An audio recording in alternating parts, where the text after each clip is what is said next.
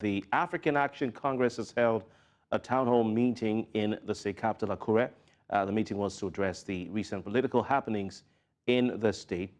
Party wants the governor of the state, Rotimi Akeredolu, who has now gone on sick leave, and handed over to his deputy, to resign, as stipulated by the Constitution, according to them. Bernard Akede is our correspondent. He's been in Akure, the Ondo State capital, for some days, bringing us live reports, and he joins us again. Bernard, good evening to you. Thank you so much for your time. For having me. Today we were at the town hall meeting that was organized by members of the Africa Action Congress. Now, coincidentally, the leader of that party is Omoyele Sowore, known to all of us, and he is also an indigene of Ondo State. He was live there in Akure. He's right here with me now, and a few questions I'd like to ask him very quickly. Thank you for joining us, sir. Thank you very much for having me. Okay, yes. Now, we know the story behind the governor being incapacitated and then handing over power to his deputy, now the acting governor, and some have said he has done what the people want. So why was it necessary for us to still hold this town hall meeting? He hasn't done what the people want. What the people want is for Governor Akeredolu to completely accept, if he could, that he can no longer run the state and let the state be.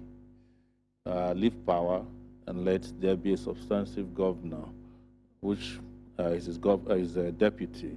That is what is needed, and we are asking that he should completely leave. It is clear that he's incapacitated. We were in the States, as you know, preparing for this over a week now, and I told Kofi when he started that I will hold the town hall meeting today. He was asking, are you going to break into the place? Well, I didn't break into the place, but the place broke open, and we did what we had to do. But we're asking that there is an invocation of doctrine of necessity. Since the governor cannot be found, Akeredolu, nobody can even tell where he is. They said they are taking him to Germany. From what we know, he can't even fly on an air ambulance. So let him leave the state. He doesn't have to take Ondo State to his grave with him. Now, the Ondo State chairman of the party, we spoke to him 2 days ago, and there were some certain allegations that he made boldly. He said that there were certain people that apparently have been shielding the governor in his ill state and been taking advantage of the governor's illness to enrich in their pockets and to, to impoverish the state.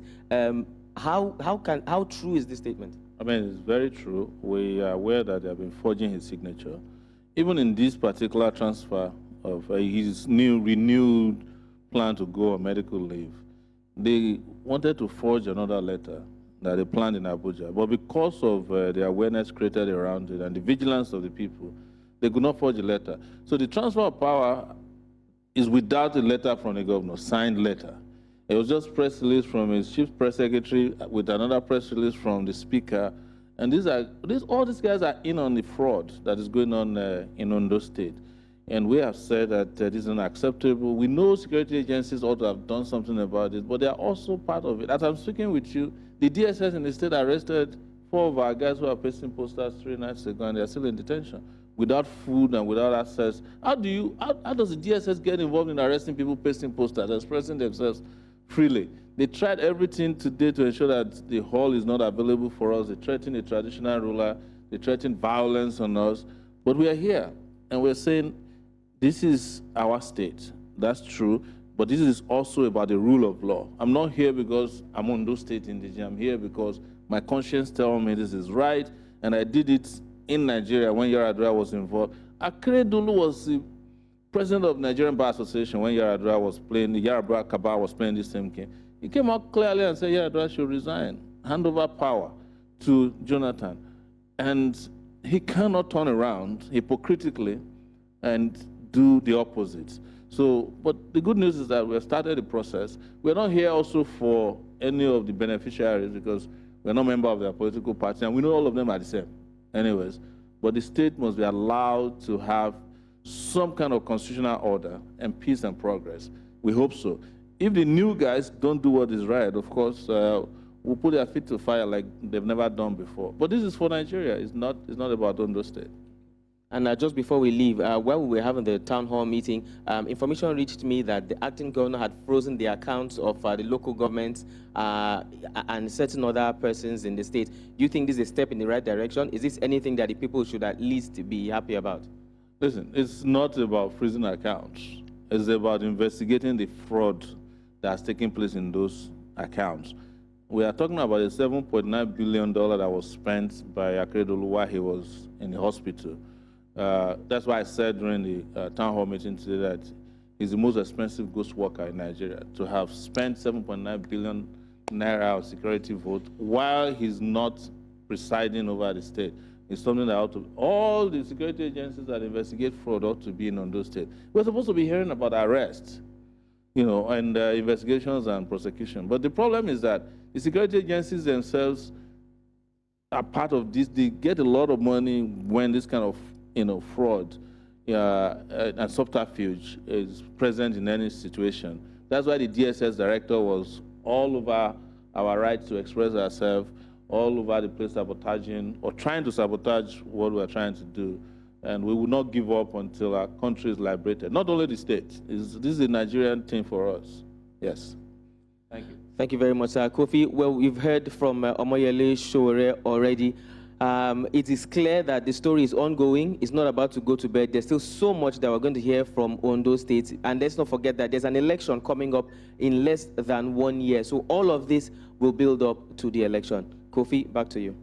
Thank you so much, Bernard. Some very sharp words from your guest right there, Omoyele Sowore, where he said that Governor Akeredolu may yet be the most expensive ghost worker in Nigeria, if not the world.